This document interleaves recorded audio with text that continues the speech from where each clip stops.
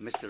His Excellency Sam Costa, the President of the 69th session of the General Assembly, I would like to congratulate you and your friendly country, Uganda, on your election as President of the General Assembly in its current session, and to wish you success in leading the work of this session for the enhancement of the role of the President of the General Assembly, which is a neutral role. I would like also to thank your predecessor, Mr. John Ash, for his presidency of the previous session.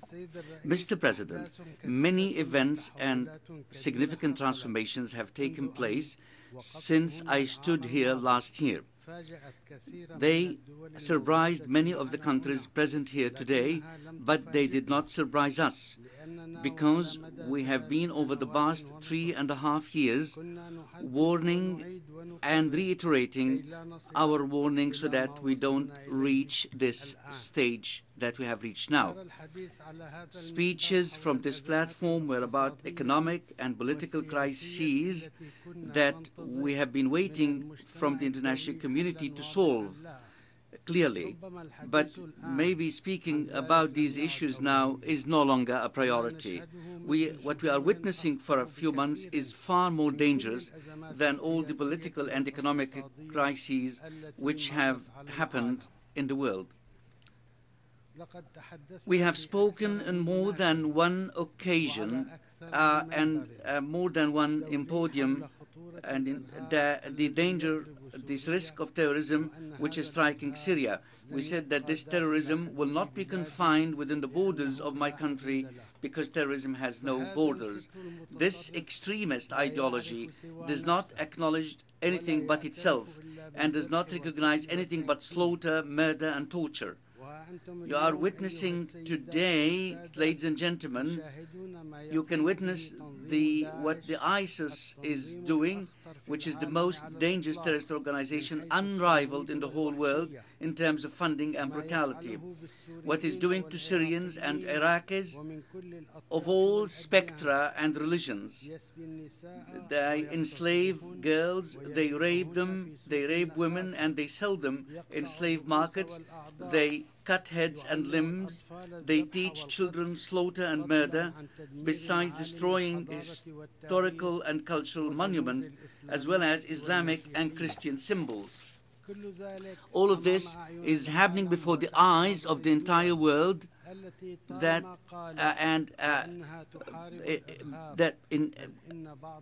is being witnessed by all things which they say that they are fighting terrorism, even though they have not tasted the scourge of terror themselves. Today I stand here to ask, ladies and gentlemen, hasn't the time come for all of us to stand as one in the face of the serious menace of terrorist takfiri ideology worldwide?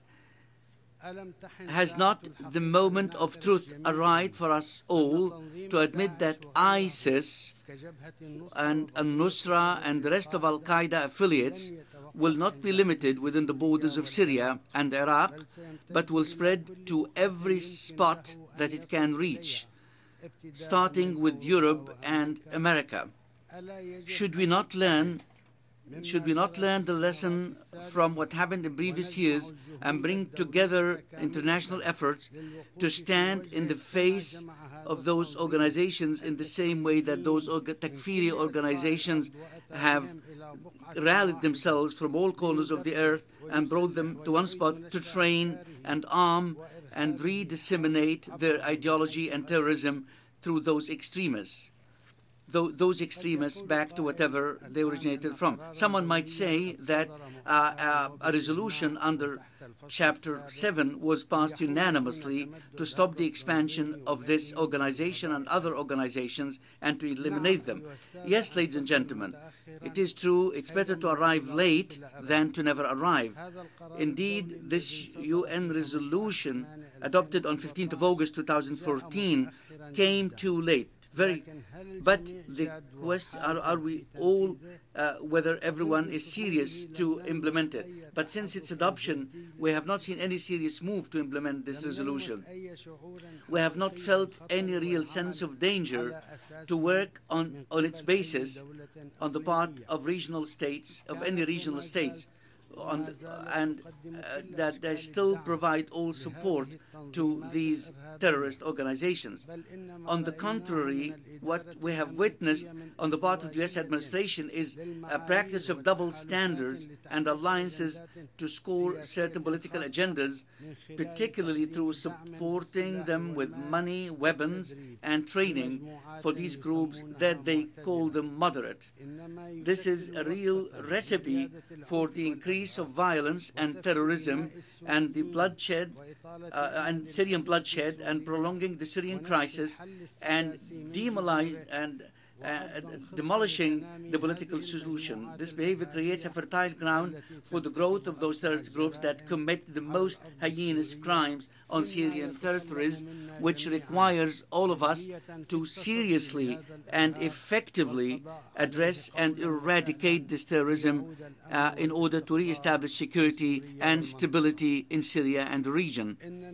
The enslaved women are looking forward to us to see what we will do for them, their sisters, their children.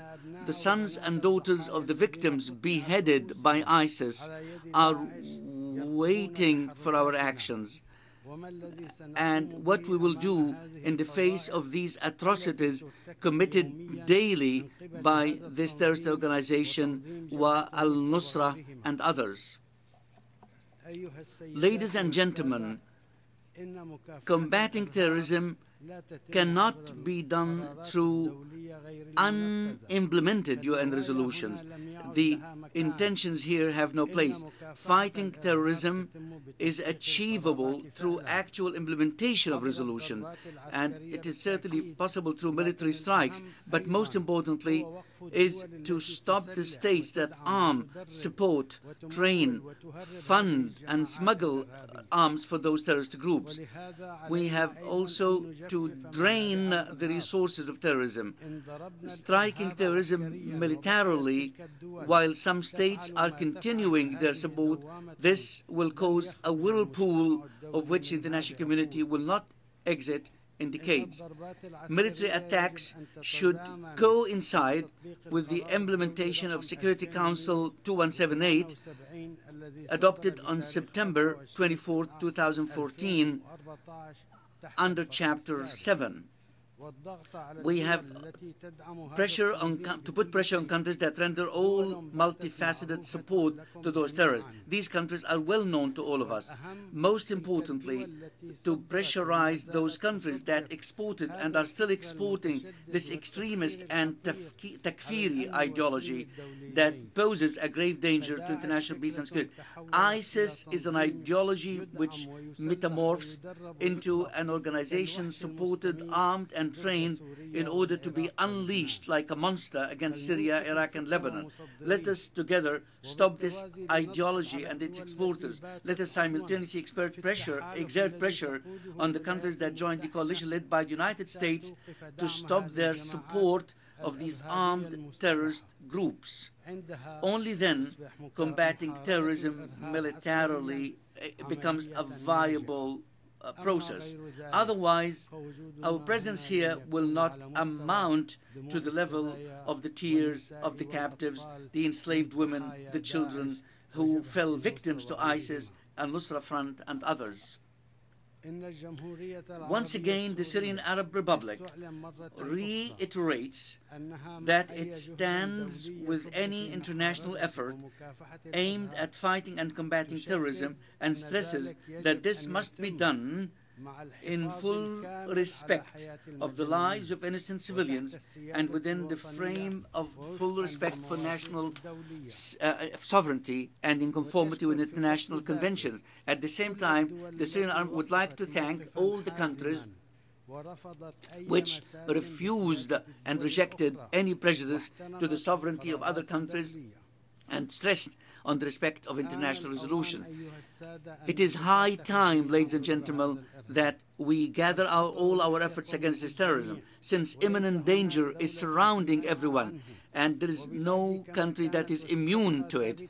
My country was and still is firm in its position that was announced in the 80s of the last century regarding fighting terrorism, before it becomes rampant. We, Mr. President, in Syria respect our commitments and honor our promises and pledges.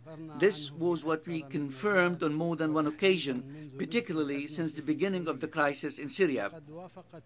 Syria agreed unconditionally to attend Geneva II and participated in its deliberations with an open mind, although we were convinced that the solution of the crisis should be a Syrian one taking place on Syrian territory. However, and as a goodwill gesture and to stop bloodshed of Syrian blood, we went to Geneva only to find a delegation that does not negotiate on behalf of Syrians. Originally, that delegation has no influence at all on the ground in Syria and has neither popularity nor legitimacy among Syrian people. It was a delegation negotiating with the Syrian government while following the orders in its Western masters. A delegation that does not believe in combating terrorism or confronting it. Furthermore, it was a delegation that does not respect Syria's sovereignty and its territorial integrity. A delegation that verbally refuses to ask terrorist groups to end their terrorism. We know that this opposition and that this delegation would not pressurize anyone, neither armed group nor any Syrian faction on the ground. We went to Geneva, ladies and gentlemen, with a priority based on combating terrorism, because we believed and continue to believe that we cannot start any political solution while terrorism is still rampant in Syria. There were some who opposed us in Geneva, recognizing this terrorism as a priority, although it is a paramount part of the Geneva Declaration provision. But the delegation of the so-called coalition continued to reject any point tackling or terrorism. Now, all the international community adopting our perspective, our view that fighting terrorism is a priority above all priorities, and that nothing at all could be done as long as terrorism is brutally striking against everything that comes in its way, and as long as those terrorists will return to the countries where its members originally came from. Once again, we emphasize that we stand ready and even striving for a political solution in Syria, and we will even dialogue with all honorable national opposition members opposing terrorism in Syria and among Syrians themselves and on Syrian territory. Mr. President, the presidential elections that took place before the sight of the world put everyone steadfastly before the responsibilities. The will of the Syrians is above all those who tried to suppress it for more than 3 years. And it was manifested when Syrians inside and outside Syria said their word for the whole universe to hear. Now, after the presidential elections, we would like to tell everyone that those who want and look forward to a political solution in Syria, they must firstly respect the Syrian people's will, which was manifested explicitly, clearly, strongly, and most loudly. They chose the president for the first time in Syria's modern history in multi-party elections with international monitors from several countries that witnessed the integrity, transparency, and the enthusiasm of the people to participate in these elections. Mr. President, I would like to emphasize that the Syrian people has made its choice, and those who want to speak on behalf of the people must first be representatives of the people, and secondly, they should respect the will of the Syrian people and their decisions. Any dialogue must be based on foundations that should respect the will of the Syrian people and their decisions.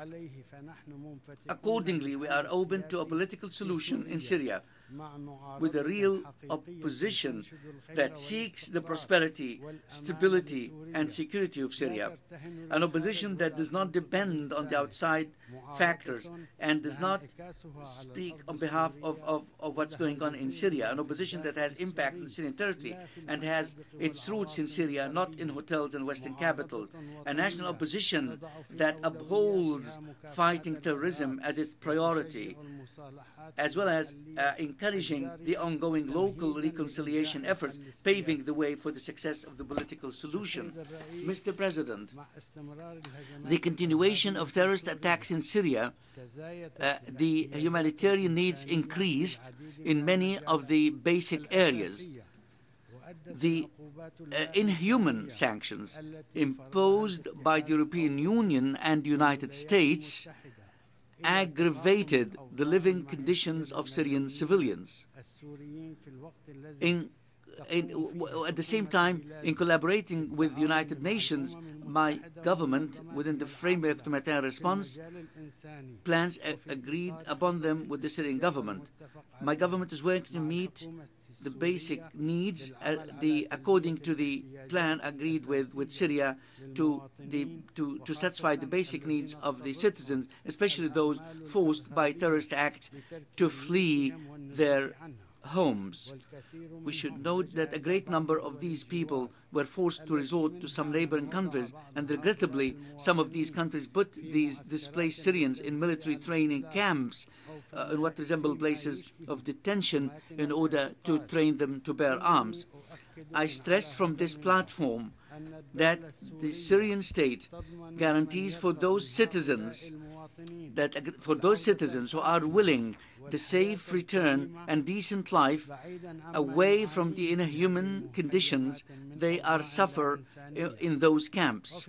I would like to assure you of Syria's readiness to exert all efforts to deliver aid from international organizations to all Syrian citizens without any discrimination whatsoever, wherever they are, and within the framework of respecting the national sovereignty.